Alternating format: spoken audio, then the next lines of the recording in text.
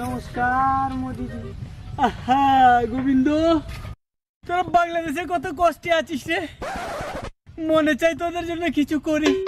হে মোদিজি, আমরা বাংলাদেশে কষ্টে আছি, এটা আপনাকে কে বললো? তোদের কষ্ট আমার চোখে ফাঁকি দিতে পারে না রে।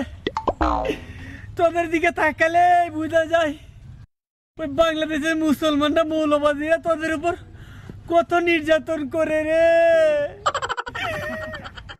মোদিজি ন্যাকামি বন্ধ করেন, কি বলতে এসেছেন সেটা বলুন।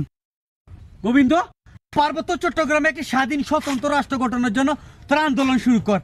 আমরা ভারতবর্ষের সময় মতো তাদেরকে অস্ত্র চালান দিয়ে স্বাধীন করে নেব। স্বাধীন হলে তারপর কি হবে? স্বাধীন হলে আর কি হবে, সরকারি চাকরি পাবে, সব কাজে একটা অগ্রাধিকার পাবে। ও, সরকারি চাকরি পাবো। তাহলে এখন আমরা কি পাচ্ছি? বাংলাদেশে 7% হিন্দুর মধ্যে